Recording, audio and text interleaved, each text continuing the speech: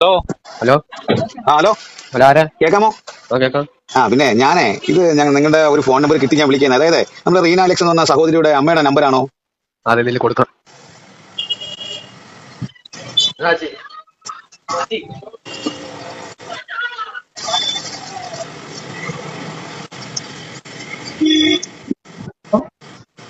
Hello. അമ്മ ഞാനൊരു പെന്തക്കോസ് പാസ്റ്ററാണ്. ഞാൻ തിരുവനന്തപുരത്ത് വിളിക്കുകയാണ്. അപ്പം നിങ്ങളുടെ നമ്പർ നിങ്ങളെ പരിചയമുള്ളവരാണ് എനിക്ക് തന്നത്. അപ്പം ഈ റീന അലക്സ് എന്ന് പറഞ്ഞാൽ നിങ്ങളുടെ മകള് ഒരുപാട് ഈ പെന്തക്കോസുകാരെ കുറിച്ച് ഇങ്ങനെ ഒരുപാട് കാര്യങ്ങൾ പറയുന്നുണ്ട്. അമ്മ, ഇത് നിങ്ങളെല്ലാം പെന്തക്കോസ് ആണോ? ഹലോ. ഹലോ. അമ്മയൊക്കെ പെന്തക്കോസ് ആണോ? എന്തുകൊണ്ടാണ് റീന അലക്സ് ഇങ്ങനെ ഒരുപാട് ആക്ഷേപങ്ങൾ ഇങ്ങനെ പെന്തക്കോസ് സഭയെ കുറിച്ച് പറയാൻ എന്തെങ്കിലും വിരോധം ഉണ്ടോ അമ്മ? അത് ചോദിക്കാൻ വിളിച്ചത്. ഞാൻ തിരുവനന്തപുരത്താണ് താമസിക്കുന്നത്. നിങ്ങൾ കത്തുന്നുണ്ടോ?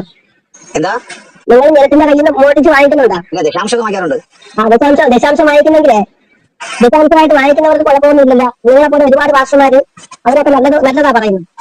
ഇതുപോലെ മോട്ടിച്ചും കട്ടുമൊക്കെ നടന്ന് ഓരോരുത്തരെ വഞ്ചിച്ച് ഓരോ കുടുംബങ്ങളെ ഇല്ലാതെയാക്കുന്നവരാണ് ഇതിനെതിരായിട്ട് നിൽക്കുന്നത്. മനസ്സിലായ? ഞങ്ങളൊക്കെ അനുഭവത്തിൽ കൂടെ വന്നവരാ. ഒരുപാട് ഉണ്ടായിട്ടുണ്ടല്ലേ? ഞങ്ങളൊക്കെ ഒരുപാട് അനുഭവിച്ചവരാ.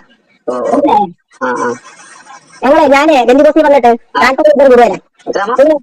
40 കൊല്ലം കൂടുതലായി. മനസ്സിലായ? ഞങ്ങളൊക്കെ പോയ കൊടുത്ത് മുടിഞ്ഞതാ. വാങ്ങിക്കുന്നവര് മര്യാദയ്ക്ക് വാങ്ങിച്ചില്ല. വാങ്ങിക്കുന്നതിന് മര്യാദയുണ്ട്, കണക്കുണ്ട്.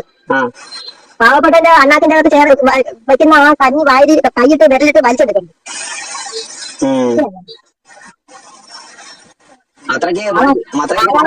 ആഹാരം കഴിക്കാൻ നിവൃത്തിയില്ലാത്തവന്റെ കയ്യിൽ നിന്ന് അങ്ങോട്ട് കൊടുക്കുക. അതിനാണ് ദൈവം ഞങ്ങൾ ആക്കി വെച്ചിരിക്കുന്നത്.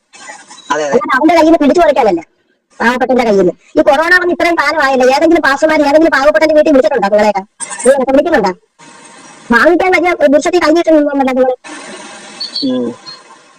അവരുടെ വീട്ടിൽ തങ്ങി വെച്ചാ ഇത്രയും ദിവസമായില്ല. നിങ്ങൾ എന്ത് ചെയ്യുന്നു, ഏത് ചെയ്യുന്നു, ആരെങ്കിലും ചോദിച്ചിട്ടുണ്ടോ? നിങ്ങൾ പാസ്റ്റർ പറയുന്നല്ലേ, നിങ്ങൾക്ക് ഒരു നാണക്കേടും തോന്നുന്നില്ലേ ഇതിങ്ങനെ വിളിച്ച് ചോദിക്കാനായിട്ട്?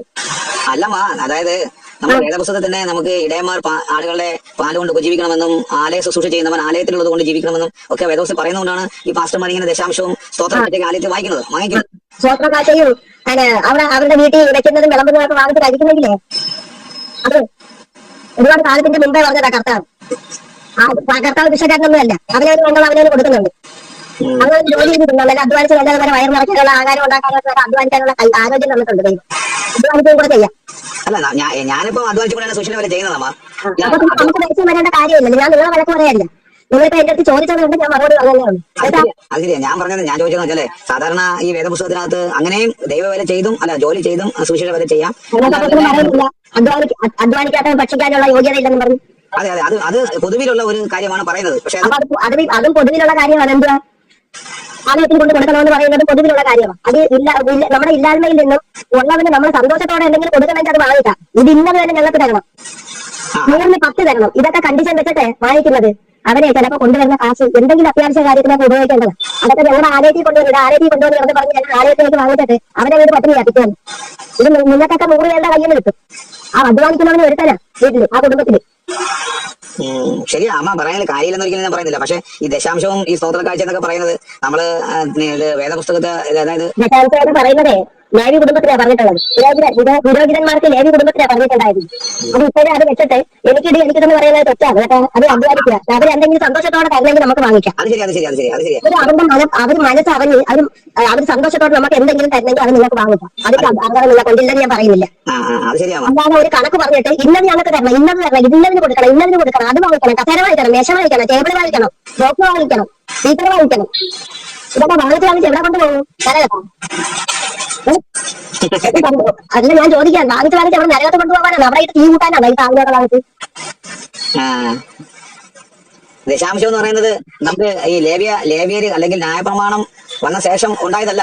അബ്രഹാമിന്റെ കാലത്ത് നമ്മൾ കേട്ടില്ലേ, മൽക്കീസേദെക്ക് എന്ന പുരോഹിതന് ഞാനത് ഇല്ലെന്ന് പറയുന്നില്ല.